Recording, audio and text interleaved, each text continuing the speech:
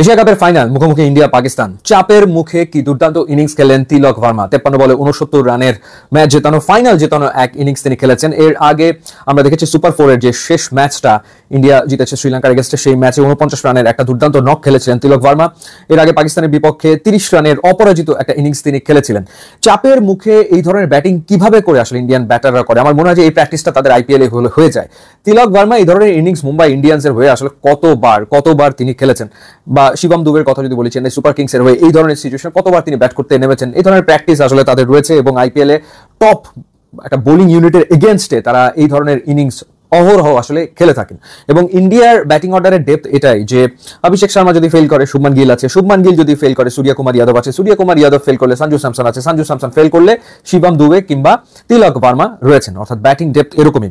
যাই হোক, নবমবারের মতো এশিয়া কাপ জিতল ইন্ডিয়া এবং আরো একবার পাকিস্তানকে ইন্ডিয়া হারালো এই এশিয়া কাপে 3বার। অর্থাৎ বলা যায় যে 3-0 টি-20 সিরিজও পাকিস্তানের বিপক্ষে ইন্ডিয়া জিতলো, পাশাপাশি এশিয়া কাপ। আগের ভিডিওতে বলেছিলাম যে এশিয়া কাপ জিততে গেলে পাকিস্তানকে ব্যতিক্রম কিছু করতে হবে এবং সেই ব্যতিক্রম কিছু করার একটা ইঙ্গিত কিন্তু ব্যাটিং এ দিয়েছিল পাকিস্তান যখন তারা শুরুতে ব্যাট করছিল টসে হেরে।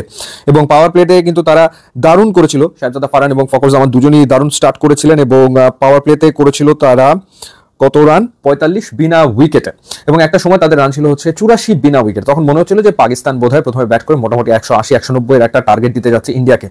কিন্তু ইন্ডিয়ার বোলিং এর ক্ষেত্রেও তাদের ফাস্ট বোলাররা যদি ফেল করে, যেমন জসপ্রীত বুমরা পাওয়ার প্লেতে খুব একটা ভালো বল করতে পারেনি, হার্দিক পান্ডিয়া ইনজুরির কারণে নাই, সেখানে বল করেছেন শিবম দুবে। তাদের যে 3জন স্পিনার রয়েছে মানে তারা তো ডেফিনেটলি ওয়ার্ল্ড ক্লাস এবং তারা এসে মিডল ওভারে ম্যাচের গতিপথ পুরোপুরি পাল্টে দিল এবং 33 রানের ভেতরে পাকিস্তানের 9টা উইকেট নিয়েছেন কুলদীপ যাদব, বরুণ চক্রবর্তী এবং অক্ষর প্যাটেল, যেখানে 4টা উইকেট নিয়েছেন কুলদীপ যাদব।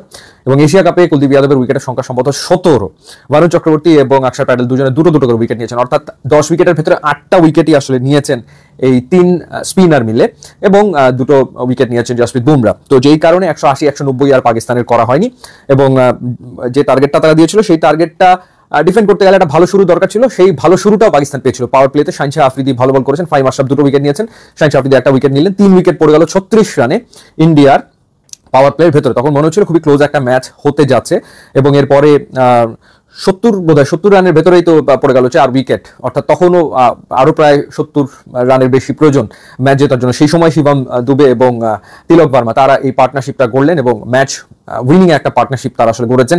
এবং 2টো পাওয়ার প্লেতে পাকিস্তান জিতেছে, কিন্তু 2টো মিডল ওভারে ইন্ডিয়া খেলাটা নিজেদের করে নিয়েছে। সো টি-20 is not all about power play.